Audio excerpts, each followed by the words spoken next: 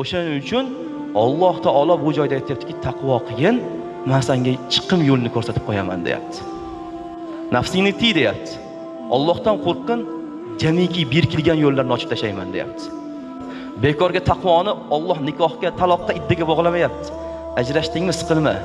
Taqvo qil, zino qilma, to'g'ri yur, o'zingni ushlab tur, sobit tur, erkakligingda tur. Xotiningning orqasidan yomonlab tashlama. Yaxshisini men albatta olib kelaman sen oldingga deyapti Alloh. Ayolga ham xuddi shunaqa tushuncha. Ayol ham siqilib qoladi. Endi erdan chiqdim, 3 ta bola bor, 4 ta bola bor, nima qilaman? Endi nomard er tashab ketdi. Aliment ham bermaydi, pul ham bermaydi. Bechora qiynalyapti ayol.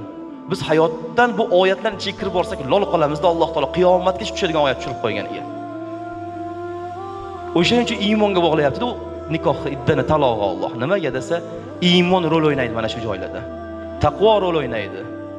Sobitlik rol o'ynaydi. Alloh aytayapti, sen ayol ham taqvo qil deyapti. Sen ayol ham idda bormi, iddada o'tir, shipillab ko'chaga chiqib ketma, yangisini topaman deb. O'tir joyingda.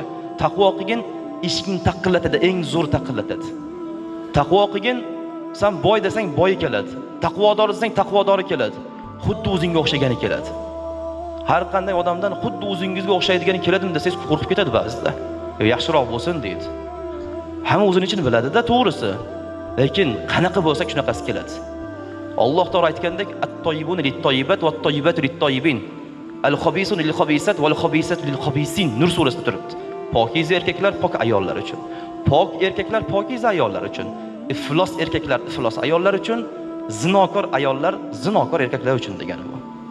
Taqvo qil, ey ayol, senga eng taqvodorni olib kelaman. O'sha kechasi dars qilib o'tiradiganni olib kelaman. Kechasi birga Qur'on o'qiydiganni olib kelib qo'yaman sen oldingga. Kechasi birga tahajjud o'qiydiganni, birga duo qiladiganni, senga mehribon bo'ladiganni, oldinga eringdan qolgan farzandlaringni ham boshini silaydiganni olib kelib qo'yaman. Bitta yo'l taqvo qil deyapti. Boshing aylanib ketyaptimi? Chiqim yo'li qayerda ekan? Berk ko'chaga kirib qoldim deb siqilyapsanmi deyapti ayolga Alloh azza va jalla. Ha deb javob bersa, taqvo qil. Chiqadigan yo'lni o'zim ko'rsataman deyapti Alloh.